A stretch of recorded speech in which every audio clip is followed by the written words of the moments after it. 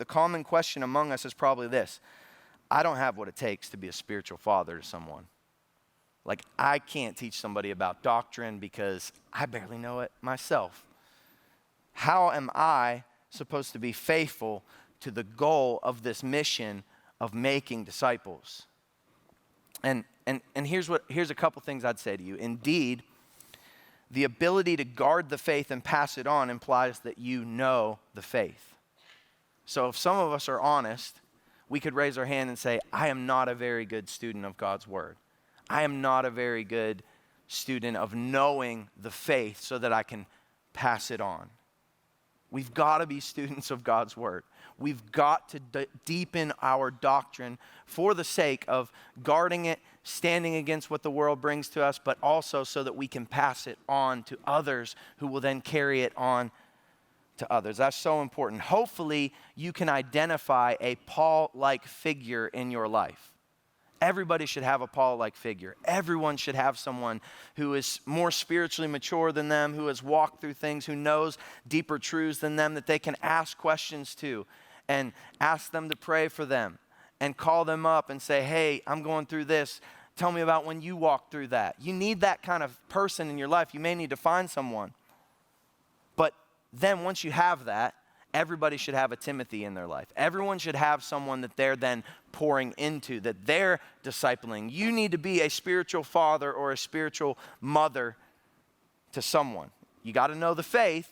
You got to deepen your doctrine. You got to understand it, but then you need to pass it on. But listen, this will encourage you. You don't need a PhD in the Bible to get busy on the mission of thinking like this. You don't need a PhD to make disciples. One of the best ways to learn as a disciple is to teach others to be a disciple. You'll become a deeper disciple when you try to help somebody else become a deeper disciple. And this has to form your thinking. Disciples are at their best when they're discipling somebody else. Because when you start to explain to someone, hey man, let me talk to you about the Trinity. Do I know everything about the Trinity? Definitely not. But when I'm trying to explain it to a brother who has no clue what the Trinity is, it kind of fires me up and it kind of makes me hungry for more and it kind of makes me want to go and research a little bit more about what the Trinity is, and that starts to shape me as a worshiper of Jesus so that ultimately I can glorify him with my life. You see how the cycle works. You see how it goes. And this radically has to shift how we think. Like mom or dad, you are not just a mom or a dad. You're not just a parent. With Christ, you're a disciple maker. And your breakfast table is no longer a breakfast table. It's a war zone for discipleship. And when you sit down to breakfast, you are getting out the sword of the Spirit and you are opening it and you're talking about some truths. And it's a war zone because your kids are throwing Rice Krispies all over the place and throwing milk and throwing bad attitudes everywhere. And you're trying to teach them about Jesus. But God, in the power of his grace, through your persistent patience, can plant seeds in your children. And when the day comes, you'll be tucking them into bed at night and they're going to be like, is heaven a real place? Do people really go to hell? And you're like, let's talk about these theological truths.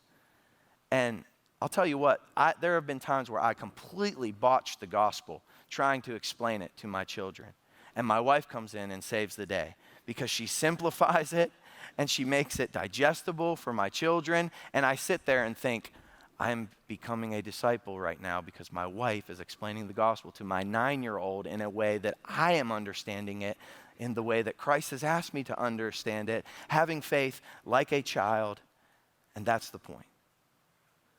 We got to be spiritual fathers, spiritual mothers, passing on these great truths of scriptures to others.